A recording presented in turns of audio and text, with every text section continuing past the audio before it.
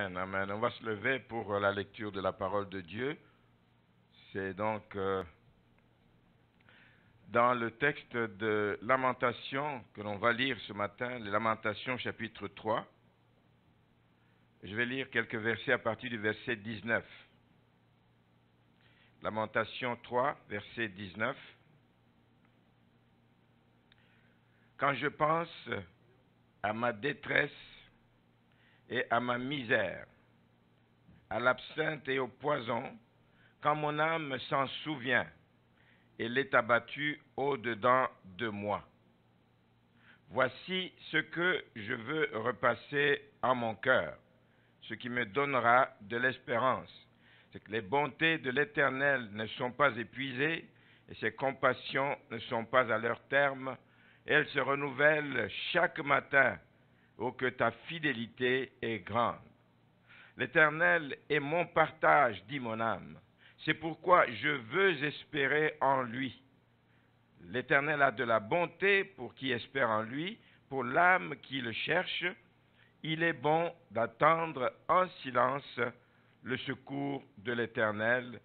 Amen, amen, amen. Père, nous voulons te dire merci pour ta parole. Merci parce que ta parole fait du bien à notre âme. Ta parole nous nourrit, ta parole nous relève, ta parole nous oriente, nous permet de diriger nos vies dans la direction où tu veux qu'elles aillent, Seigneur. Et nous te disons merci pour la parole, la portion que nous avons ce matin, qu'elle nous aide à demeurer ferme, que rien ne vienne nous perturber au point, Seigneur, de nous poser 1001 questions, mais que nous puissions continuellement espérer en toi. Oh, bénis ces instants, que le Saint-Esprit nous donne de tirer le meilleur profit de ce moment, au nom de Jésus. Amen. Amen. On va s'asseoir. Ma question pour vous ce matin, que repassez-vous dans votre cœur? Qu'est-ce que vous, j'allais utiliser un terme qui n'est pas beau, qu'est-ce que vous ruminez? Qu'est-ce qui revient continuellement dans votre cœur? Qu'est-ce que vous repassez dans votre cœur? Ça va être ça, le message de ce matin. Nous allons nous inspirer de ce que Jérémie dit. Voici ce que je veux repasser à mon cœur. Il y a des choix que nous devons faire pour ne pas repasser tout ce que nous voulons, tout ce qui passe. Il y a des choix que nous devons faire. Vous vous rappelez que nous venons de passer 3 dimanches où nous avons parlé des ennemis, des véritables ennemis donc, du chrétien. Et nous avons dit à chaque fois que c'est des ennemis qui sont réels. Ce n'est pas juste des choses qui sont écrites dans la Bible, ce sont des ennemis réels. Mais il faut donc être capable de faire face à ces ennemis. Il faut y faire face. Mais il faut y faire face tous les jours. Il n'y a pas de journée réservée où l'ennemi vous dit, bon, c'est mardi, c'est les mardis que je vais t'attaquer. Si tout le monde savait que c'est mardi, mais tout le monde se préparerait en conséquence. Mais vous ne savez pas, ni le jour, ni l'heure, ni quand il vient, ni à quel moment il prévoit faire son coup. Mais il faut donc se préparer tous les jours, et tant que nous vivrons ici-bas, c'est de nous préparer toujours à faire face aux attaques de l'ennemi. C'est seulement quand nous aurons quitté cette terre, quand nous irons dans la gloire du Seigneur, que les souffrances, les problèmes, toutes les tracasseries d'ici-bas vont prendre fin. Mais tant que nous sommes sur terre, nous les vivrons, nous les aurons, nous les rencontrerons. Il faut donc y faire face, non pas en murmurant. C'est bien de dire, oh, je vais face, mais en murmurant, Seigneur, mais où es-tu? Tout le temps, Seigneur, pourquoi? Non, il ne faut pas y faire face en murmurant, il ne faut pas y faire face non plus dans un état de découragement. Il faut faire face avec une attitude de foi. C'est la foi qui nous tient. C'est la foi qui nous permet de résister. C'est la foi qui nous permet d'aller de l'avant. C'est la foi qui nous permet de regarder dans la bonne direction. Une attitude de foi, c'est cette attitude qui croit que le Seigneur peut tout. Est-ce que vous y croyez? C'est ça l'attitude de foi. C'est de croire qu'il n'y a pas de problème qui le dépasse. Il n'y a pas de problème pour que je dise, je vais regarder ailleurs qu'auprès du Seigneur. Il peut tout. Et il peut tout parce que Jésus lui-même a dit que tout pouvoir m'a été donné dans le ciel et sur la terre. Tout pouvoir, sur n'importe quel type de situation. Donc quand je fais face aux problèmes qui sont devant moi, je sais que je m'attends à celui qui peut tout. Amen. Et ça va tout changer. Ça va changer votre attitude, ça va changer votre réaction par rapport aux événements difficiles que vous pouvez vivre.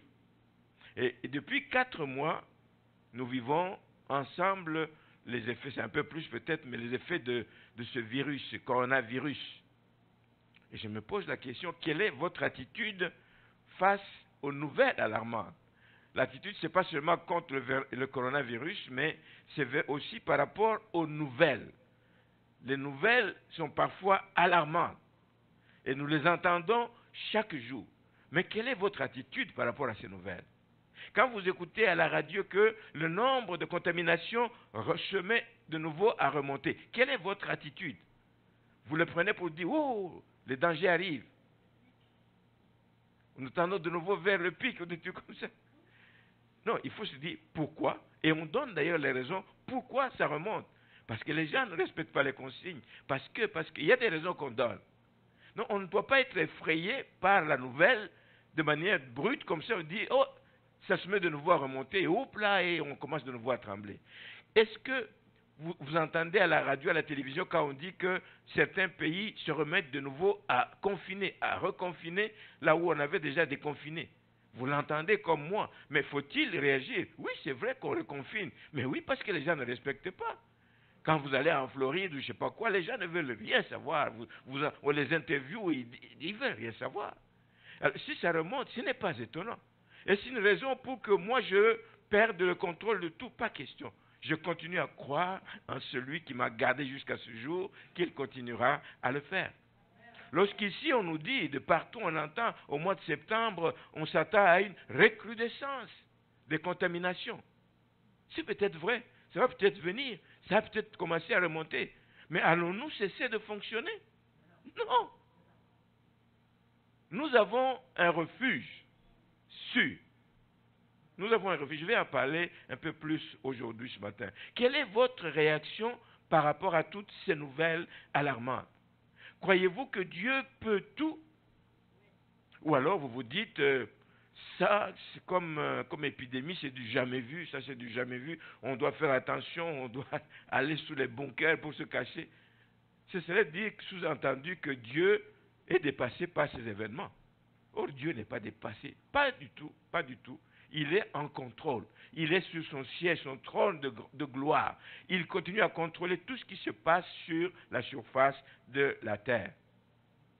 Mais s'il permet que des choses arrivent, il a des raisons pour lesquelles il permet. J'avais recommandé le petit livre rouge, je sais bien, il donne beaucoup de raisons là-dedans. Le petit livre rouge de John Piper, c'est vraiment bien écrit. Ceux qui ne l'ont pas encore lu, je vous encourage à le lire.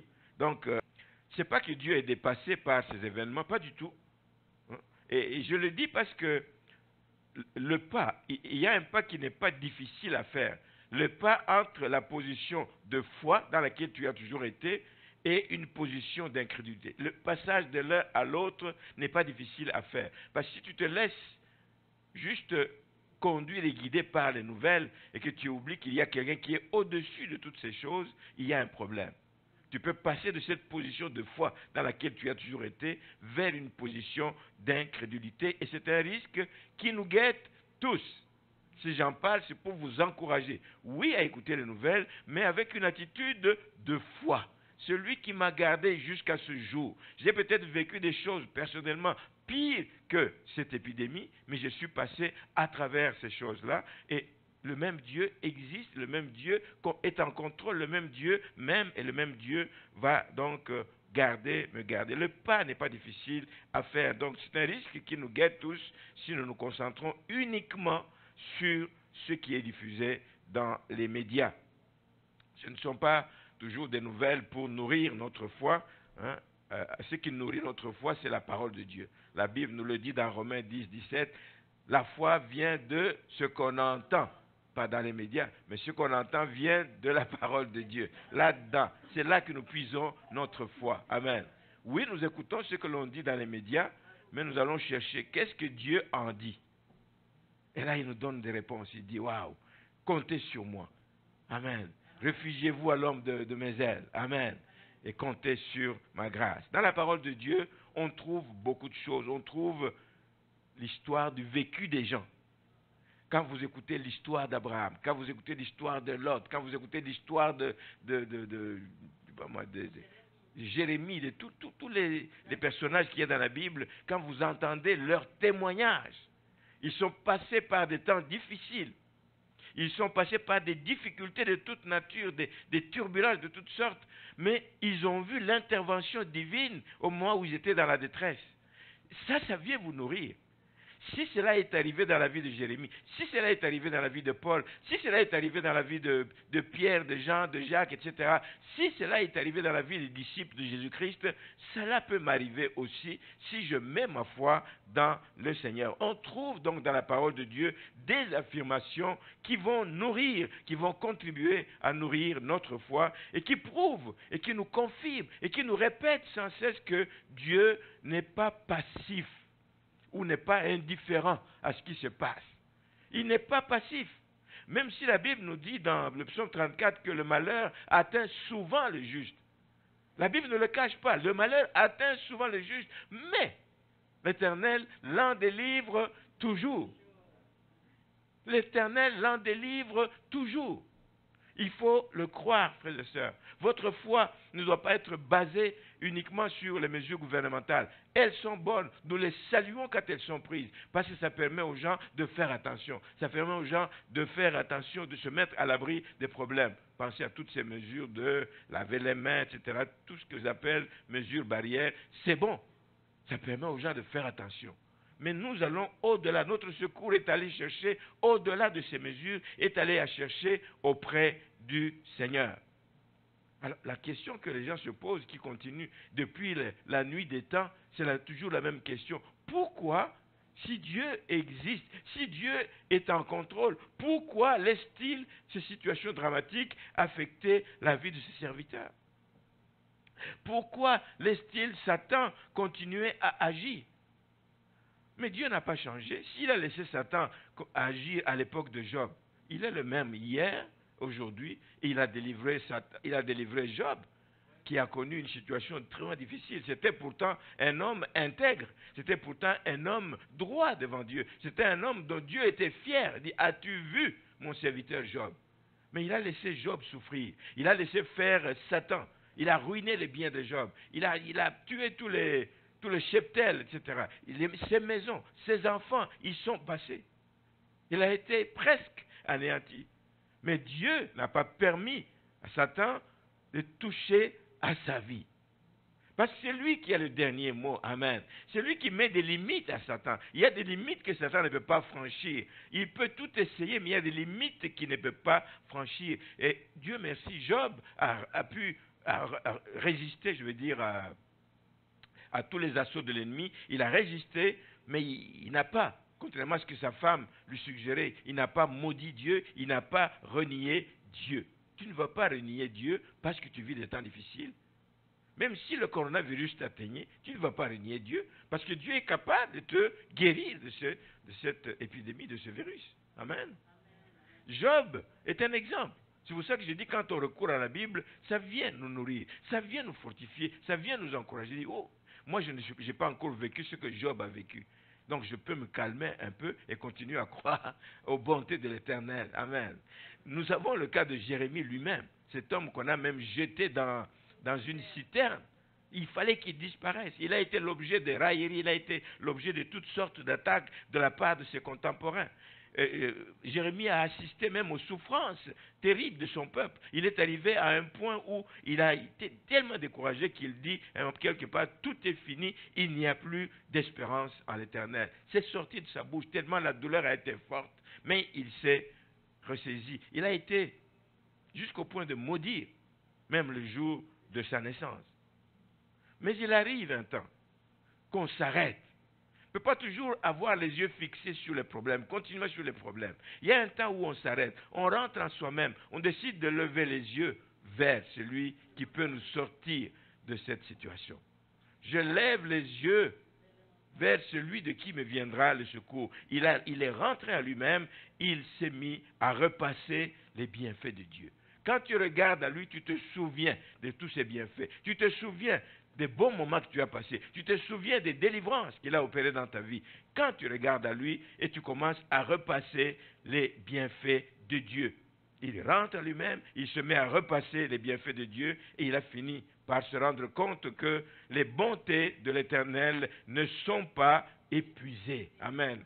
Que ses compassions ne sont pas à leur terme. Il fallait qu'il s'arrête un peu. Pas juste fixer le regard sur les problèmes. Il fallait qu'il s'arrête et il a vu que Dieu était bon. Même si on souffre. Mais Dieu, même pendant qu'on souffre, Dieu renouvelle ses bénédictions. Tu souffres, tu as mal à une jambe, tu as mal à un bras, tu as mal quelque part, mais tu as le souffle de vie. Tu as pu venir jusqu'ici. Tu as des raisons de bénir le Seigneur. Quand tu repasses les choses en revue, tu vois les bontés de l'Éternel. Si je parle de Rome, de Paul, nous en avons parlé il n'y a pas longtemps. Quand il allait à Rome, il devait se rendre à Rome pour comparaître. Vous savez qu'il a pris ce bateau et pourtant, il était vraiment sur les ordres du Seigneur. Il devait aller là-bas parce qu'il devait comparaître devant les grands et aller témoigner devant les grands. Dieu était en contrôle de la situation, mais une forte tempête est venue et elle les a menacés, a menacé leur voyage, a mis leur vie en péril. Nous en avons parlé récemment. Mais plutôt que de murmurer, moi je suis convaincu, la Bible ne le dit pas expressément, mais je suis convaincu qu'il s'est tourné vers le Seigneur, il a intercédé, il a prié, il a réclamé, il a tourné son regard vers Dieu et Dieu a envoyé son ange. Amen. Dieu a envoyé son ange. Dieu n'est pas resté indifférent à la détresse qu'ils avaient. Il a envoyé son ange pour le rassurer, afin que personne dans ce bateau n'ait peur qu'ils allaient périr. Personne n'allait périr dans ce voyage. Et Paul a ajouté qu'il avait confiance en Dieu et que les choses se passeraient comme l'ange le lui a dit. Voilà ce qui arrive. Quand on tourne vers le regard du Seigneur et qu'il te parle et qu'il t'éclaire, tu dis, j'ai confiance que les choses ne vont pas rester telles quelles, mais que les choses vont se passer selon la volonté de Dieu. Donc, nos trois personnages dont je parle ici ce matin, c'est des gens qui ont tous mis leur foi en action. Nous sommes dans l'année de foi en action. Je pense que dans ce temps de confinement, de Covid et de toutes les menaces qu'il y a, c'est le temps de mettre notre foi en action. Tous, ils ont cru que Dieu était capable de les sortir de la mauvaise passe qu'ils traversaient. Ils ont cru à cela.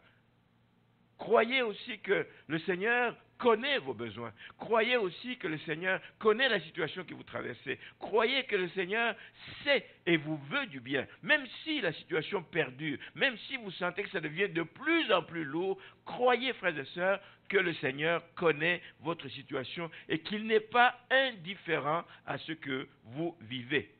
Quand on met sa confiance en Dieu, Dieu n'est pas indifférent. Il ne reste pas indifférent.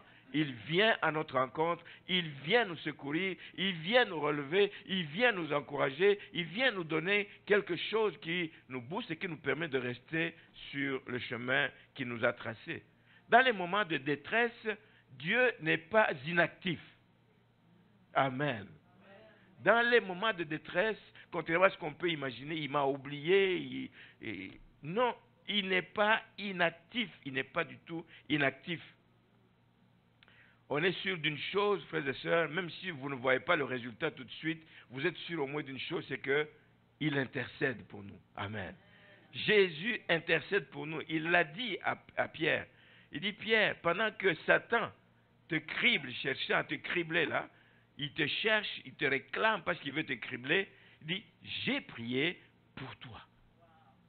Croyez-vous que le Seigneur peut prier pour nous? Mais oui, c'est ce qu'il fait tout le temps. Il est assis à la droite du Père, intercédant pour nous. Amen.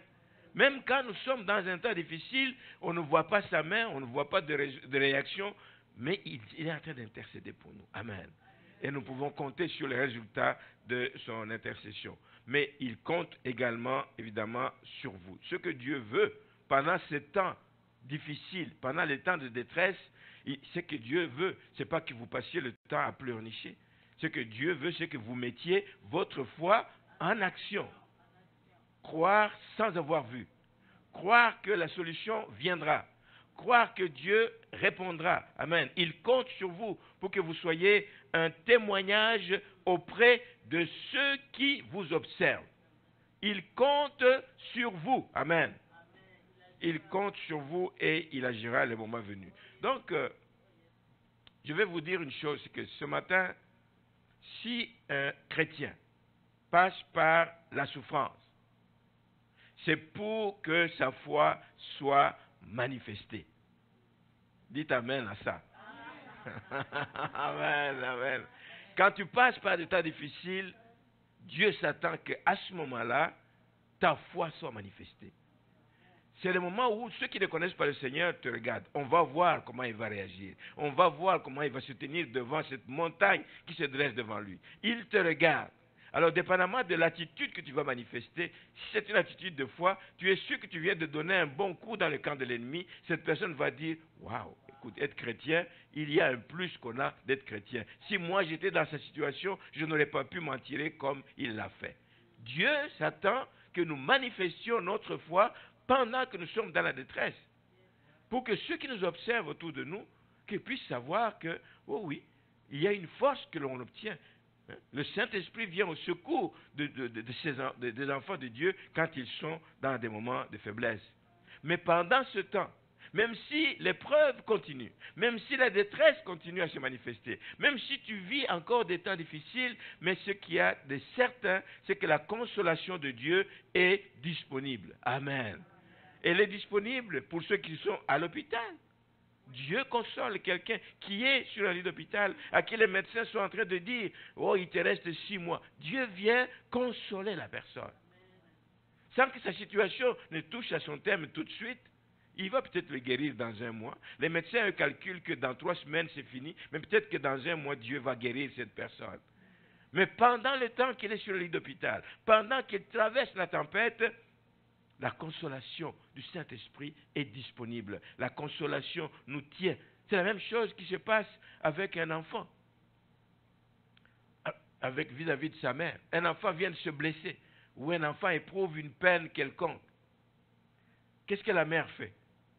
La mère n'a pas toujours des solutions à tout. S'il s'est coupé le doigt, il s'est coupé le doigt, le sang gicle, le sang coule, ça fait mal.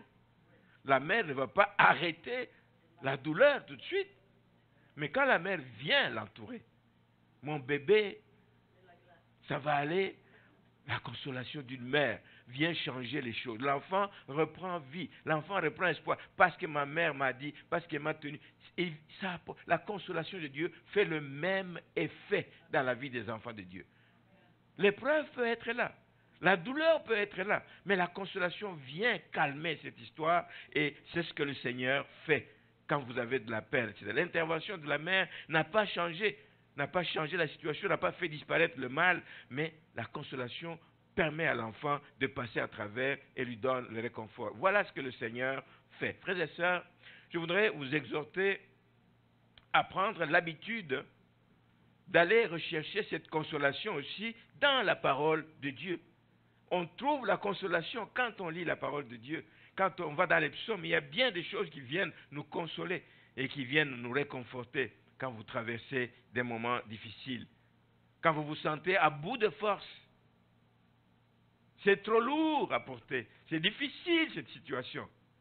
Puisez vos regards, jetez vos regards dans la parole de Dieu. Vous allez trouver des paroles qui vous consolent et qui vous relèvent et vous remontent le moral. Frères et sœurs, la solution n'est pas de baisser les bras, la solution n'est pas de crier à tue-tête, etc. Mais la solution, c'est de regarder et d'aller chercher la force dans les promesses de Dieu. Croire aux promesses de Dieu et s'attendre à lui. Laissez-moi vous dire que ça fonctionne. Ceux qui l'ont déjà essayé le savent. La situation est difficile, mais quand tu plonges ton regard dans la parole de Dieu, ça marche, ça relève, ça fortifie et ça vous permet de continuer votre route. Je voudrais qu'on lise un autre texte que j'aime beaucoup dans Ésaïe. Dans Ésaïe au chapitre 43. C'est un autre son de cloche que Ésaïe lance de la part du Seigneur. Ésaïe 43, je vais lire les 2 premiers versets. Ésaïe 43, ainsi parle maintenant l'Éternel. Là, c'est la voix de l'Éternel qui se fait entendre. Ainsi parle maintenant l'Éternel, qui t'a créé, ô Jacob, celui qui t'a formé, ô Israël, ne crains rien, car je te rachète. Je t'appelle par ton nom, tu es à moi. Si tu traverses les eaux, je serai avec toi. Et les fleuves, ils ne te submergeront point. Si tu marches dans le feu, tu ne te brûleras pas et la flamme ne t'embrasera pas. Et il continue, car je suis l'Éternel, ton Dieu. Je vais m'arrêter à ces deux versets. Si tu passes par les eaux, tu traverses les eaux, si tu passes même par le feu, tu n'auras pas à avoir peur. C'est l'Éternel qui parle à son peuple, qui parle à Israël. Israël, c'est son peuple, le peuple qu'il s'est choisi. Ce sont des hommes et des femmes qu'il lui-même a créés à son image, à sa ressemblance. C'est dit que c'est lui qui les a formés. Il les a formés comme peuple. Il les a créés pour qu'ils fassent éclater la gloire. Toi aussi, tu as été créé pour que tu fasses éclater la gloire de Dieu dans ce monde plein de ténèbres. C'est le but de Dieu. Il ne nous a pas créés juste pour nous puissions remplir la terre, mais pour faire éclater sa gloire. C'est le but de Dieu. Et lui qui nous a créés pour cela, il ne l'a pas fait pour nous abandonner par la suite quand nous vivons des temps difficiles. Non. S'il veut que nous puissions faire éclater sa gloire, c'est qu'il viendra à notre secours quand nous sommes dans les besoins. C'est pour ça que, malgré toute la rébellion, les nombreuses rébellions, dirais-je, les nombreuses rébellions d'une partie du peuple d'Israël, c'est un peuple au cou raide, c'est des gens qui n'entendaient rien. Jusqu'à ce jour, il y en a qui n'ont pas reconnu le Seigneur Jésus comme étant le Messie. Malgré la rébellion d'une partie d'Israël qui ne veut pas reconnaître le Messie jusqu'à ce jour, mais Dieu continue à avoir le regard sur ce peuple. Un peuple qu'il s'est choisi, un peuple qu'il s'est créé, qu'il a créé pour sa gloire. Pourquoi Dieu continue à porter son regard? C'est lui-même qui le dit dans sa parole. La Bible nous dit que Dieu ne se répand pas de ses dons. Donc les dons de Dieu et l'appel de Dieu sur la vie de quelqu'un sont irrévocables. Il t'a choisi et il veut te garder. Amen. Quand il t'a choisi, qu'il t'a mis à part, il veut te garder et il va veiller sur toi. Donc Dieu continue à aimer Israël. Dieu continue à les aimer à cause de l'alliance, notamment, qu'il a fait avec leur père. C'est le Dieu d'alliance, c'est le Dieu qui se souvient de son alliance. Amen. Maintenant, quel rapport me direz-vous qu'il y a par rapport à nous dans ce texte? Qu'est-ce que ça nous concerne en quoi?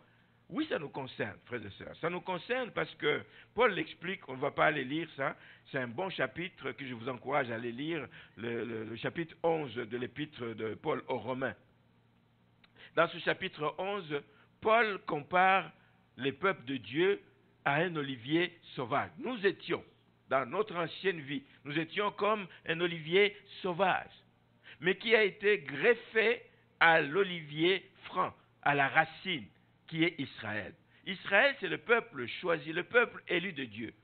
Les bénédictions qui ont été prononcées, etc., etc., nous avons été greffés et nous sommes aussi devenus participants de la racine sainte. Nous sommes devenus des ayants droit. Voilà pourquoi ce qui est prononcé ici pour Israël comme le peuple élu de Dieu nous concerne. Ça nous concerne. Nous pouvons donc nous-mêmes nous approprier les promesses qui sont faites dans Ésaïe 43. Ça veut dire quoi exactement? Ça veut dire que si nous sommes sauvés, nous avons été sauvés par pure grâce, comme le peuple d'Israël. C'est lui qui les a choisis, c'est par pure grâce. Nous aussi, nous sommes sauvés par pure grâce.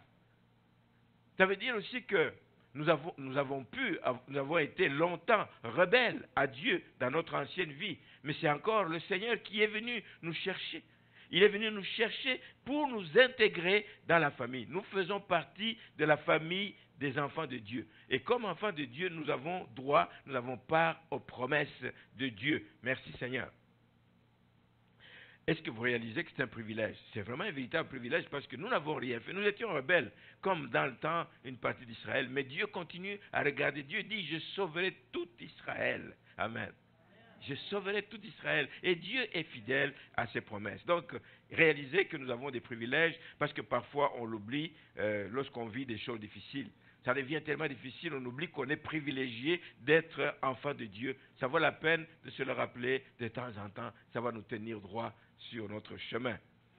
Ça veut dire aussi que si vous passez par des temps difficiles, vous n'avez rien à craindre. 2 fois dans ce texte que nous avons lu, au verset 1er et au verset 5, ne crains rien. Dieu répète ça, ne crains rien. 2 fois, il répète, ne crains rien, pas parce que tu disposes de ressources personnelles qui vont t'aider à passer à travers ou qui vont te mettre à l'abri des situations difficiles. Ne crains rien, plutôt parce que tu appartiens à celui qui peut tout. Ça revient. Quand j'appartiens à celui qui a tout pouvoir entre ses mains, quand j'appartiens à celui qui dispose de toutes choses, je n'ai rien à craindre. Y a-t-il un chant que nous aimons chanter? Oui. Parce qu'il vit, je n'ai rien à craindre. Mais nous le chantons, est-ce que nous le croyons? Amen. Parce qu'il vit, je n'ai rien à craindre, mes lendemains sont assurés. La détresse peut venir, mais mes lendemains sont assurés. La faiblesse peut venir, mais mes lendemains sont assurés. Je n'ai rien à craindre. J'aime, quand je chante les paroles, pas juste aimer la mélodie, mais réécouter les paroles. Est-ce que c'est vrai dans ma vie? Parce qu'il vit, je n'ai rien à craindre. Alors je vous encourage à croire réellement que Dieu est capable de nous protéger. De nous protéger. Et j'ai beaucoup hésité, mais j'aimerais vous partager un sentiment qui m'habite depuis quelque temps. Et c'est depuis que le déconfinement donc, a commencé, depuis qu'on a eu l'autorisation de rouvrir les portes des églises et d'autres activités extérieures. Ce sentiment est devenu plus fort encore quand j'ai lu le petit livre là, de John Piper là, qui parle de coronavirus et de Christ. Ça m'a beaucoup édifié. Et il y a une phrase, juste une phrase que je vais vous donner, une seule phrase. C'est un livre, je crois, de 100 pages ou quelque chose comme ça. Oui, 100 pages. Hein?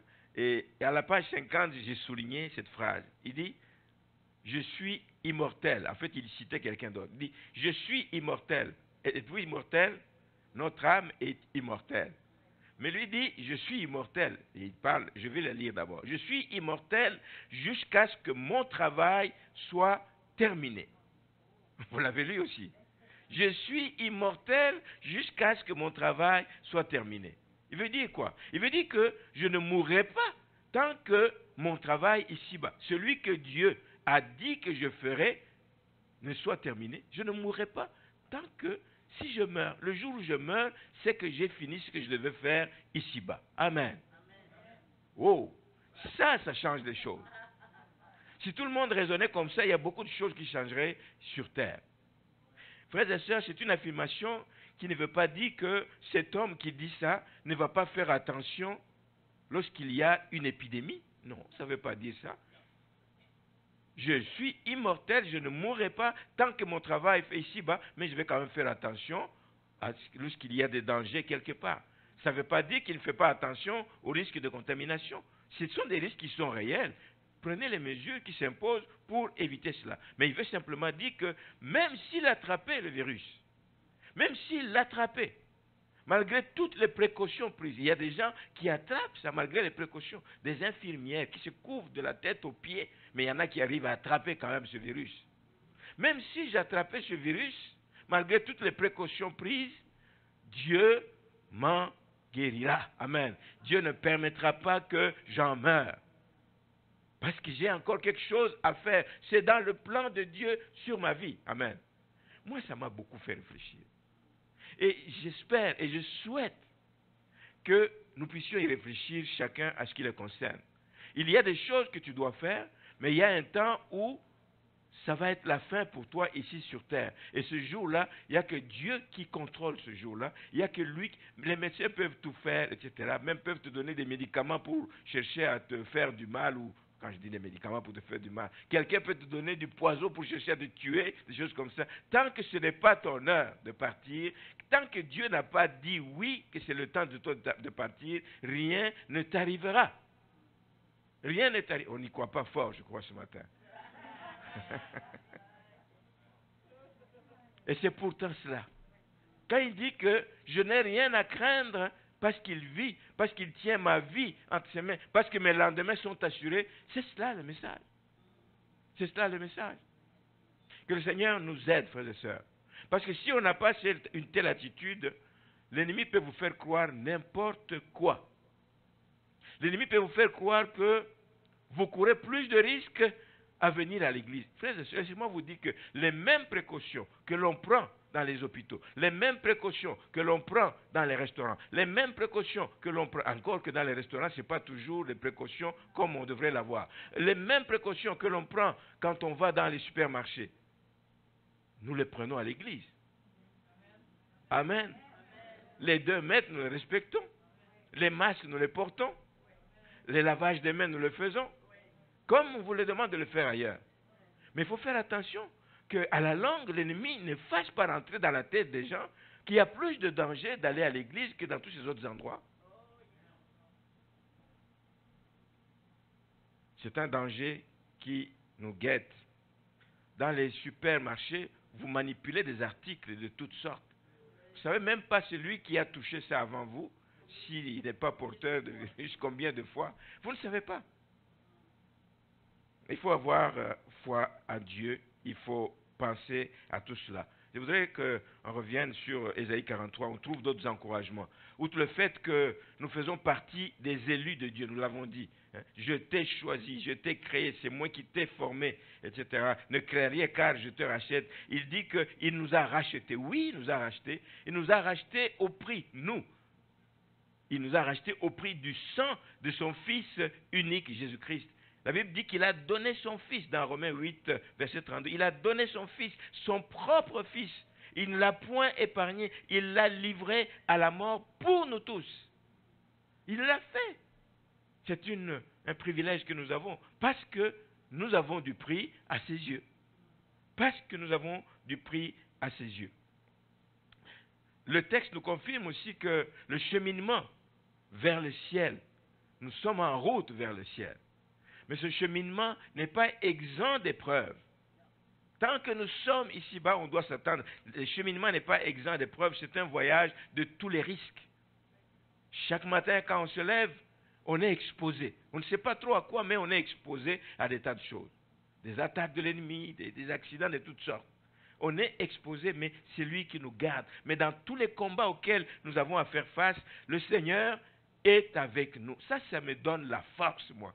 Je sais que je voyage, je vais à des milliers de kilomètres, je me déplace de 50 mètres. Le Seigneur est avec moi dans tout ce que je peux vivre comme combat. Le Seigneur est avec moi. C'est une certitude, ce n'est pas une éventualité. Est-ce que le Seigneur, il est avec moi partout où je suis. Si bien que si j'ai à traverser les eaux, comme on dit ici, il dit que les eaux ne te submergeront pas. Si tu as à passer, à marcher par le feu, à travers le feu, mais tu ne seras pas brûlé. Mais il faudra quand même affronter tous ces dangers. Il faudra les affronter, mais avec foi et avec confiance. Il faut les affronter, mais avec foi, avec confiance, parce que vous ne pouvez pas rien changer. Quand votre heure sonne, ben, c'est l'heure de partir. Et personne ne peut changer la décision. Le verset 1 à 5 nous parle de « ne crains rien ». Ça veut dire que ne laissez pas l'ennemi, ne craignez rien, c'est cela. Ne laissez pas l'ennemi vous voler votre paix intérieure. C'est ce qu'il cherche. Vous volez votre paix intérieure. La Bible dit, il vient que pour voler, pour égorger, pour tuer, vous faire perdre la paix que vous avez dans le Seigneur. Et il va vous remplir de doutes, toutes sortes de doutes face aux montagnes qui se dressent devant vous. Et c'est pour ça que j'aime ce passage du psaume 91 qui dit « Tu ne craindras donc ni les terreurs de la nuit, ni la flèche qui vole de jour, ni la peste ni qui marche dans les ténèbres, ni la contagion qui frappe en plein midi. Tu ne les craindras pas. » Et nous sommes en plein dedans. Et je vais ajouter, qui n'est pas dans ce verset, j'ajoute que ne crains pas non plus de manquer de provisions. Parce qu'encore une fois, les nouvelles ne sont pas toujours réjouissantes de ce côté-là. Oh, l'économie va aller mal. Dans les mois à venir, il faut faire attention, les déficits, etc. Tellement de mauvaises nouvelles. Mais quand tu fais confiance au Seigneur, tu ne manqueras pas non plus de provisions. Garde les yeux fixés sur le Seigneur. Ne sois pas incrédule. Crois de toute ta force que le secours te vient de l'Éternel. Amen. Il a promis d'être avec nous. Je m'accroche, je m'attache à lui. C'est un chant qui nous... Quand on chante de tels chants, ça nous donne aussi la force, parce qu'il n'est pas un homme pour mentir, ni un fils de l'homme pour se repentir. Dans la famille de Dans Madonna, il y a quelqu'un, quand il parle de Dieu, il l'appelle le Dieu de minuit moins 5. Ça peut être long. Jusqu'à minuit moins 5, il est capable de venir à ton secours. Pour que tu arrives à minuit moins 5, il faut que tu aies gardé la foi. Il faut que tu aies gardé courage. Ça fait mal, ça avance, mais à minuit moins 5, il va venir. Le Dieu de minuit moins 5. Comptons sur le Dieu de minuit moins 5 et marchons à l'ombre de ses ailes. Et lorsque vous croyez que ça pèse tellement lourd, que vous croyez que tout est fini, qu'il n'y a plus d'espoir, il peut encore intervenir. Il peut encore vous surprendre, frères et sœurs. Amen. Et je vais terminer ce matin en rappelant encore les paroles que nous avons lues de Jérémie dans Lamentation 3. Je vais dire les 2 derniers versets. Il dit, « L'Éternel est mon partage, dit mon âme. » Dites-le vous en vous-même continuellement. L'Éternel est mon partage. Ça veut dire qu'il est mon héritage. Il est tout ce que j'ai de précieux. C'est ça. L'Éternel est mon partage. Il est tout ce que j'ai de précieux. L'Éternel est mon partage. C'est pourquoi. Parce qu'il est mon héritage. Parce que je ne manquerai de rien. C'est pourquoi je veux espérer en lui. Tu n'espères pas en lui juste comme ça parce qu'on te l'a dit. Tu espères en lui parce que tu crois qu'il est ton héritage, qu'il est ton partage. Il dit l'Éternel a de la bonté. C'est encore une affirmation. Il a de la bonté pour qui espère en lui, pour l'âme qui le cherche. Il est bon d'attendre en silence le secours de l'Éternel. Une bonne attitude de foi. Attendre en silence. Pas entendre sans savoir ce qui va se passer. J'attends en silence parce que je compte sur le secours de l'Éternel. Alors, quand l'orage gronde dans votre vie, quand c'est très difficile, est-ce que l'Éternel est votre partage? Amen. Qu'est-ce que vous repassez dans votre cœur quand les choses sont difficiles? Est-ce que c'est juste des plaintes qui sortent de votre bouche? Est-ce que c'est juste des murmures qui sortent de votre bouche? Ou alors c'est des paroles de quelqu'un qui est totalement découragé? Ce n'est pas du tout ce que la parole de Dieu nous dit. Quand vous vous sentez seul, quand vous vous sentez démuni, face aux montagnes qui se dressent devant vous, la seule chose bonne à faire, c'est de se dire, le Seigneur n'est jamais loin. Il n'est pas loin de moi. Il est avec moi. Il est là. Il me voit. Il me connaît. Et sa main n'est pas courte pour l'atteindre. Et le Seigneur n'est pas non plus sourd pour entendre. Plutôt que de murmurer, il faut plutôt crier à lui, Père, viens à mon secours. Il n'est pas sourd pour entendre les cris de ses enfants. Cherchons sa face dans des moments comme ça. Cherchons sa face. Espérons en l'Éternel. Frères et sœurs, le fondement de notre foi doit être basé sur un fait simple, que Dieu tient toutes ses promesses. Si vous y croyez que Dieu tient toutes ses promesses, votre foi va rester forte. Votre foi va aller de l'avant. Votre foi va porter des fruits. Dieu tient toutes ses promesses. Quand c'est difficile, je n'ai qu'à recourir à ses promesses et les lui rappeler. Et je sais que le Seigneur fera son œuvre. Alors il est bon d'entendre en silence, en comptant sur les promesses de l'Éternel, même si vous êtes dans les eaux, même si vous passez par le feu, comme Daniel, quand il a été jeté dans la fosse au lion. Comme ses amis, là, quand ils ont été jetés dans la fournaise ardente, ils sont passés par le feu. Mais ils n'ont pas crié. Ils marchaient, ils continuaient à marcher au milieu du feu. Amen. Parce que le Seigneur n'était pas loin, il était avec eux. Amen. Alors il y a une chose qu'il faut se dire, comme ces jeunes gens ont dit, et comme Daniel l'a certainement dit, le Dieu que je sers me délivrera de cette situation. Il faut se le répéter continuellement et ne jamais douter de la bonté de l'Éternel. Notre Dieu est bon. Il est le même hier, aujourd'hui, éternellement. Et qu'il vous bénisse et qu'il vous bénisse.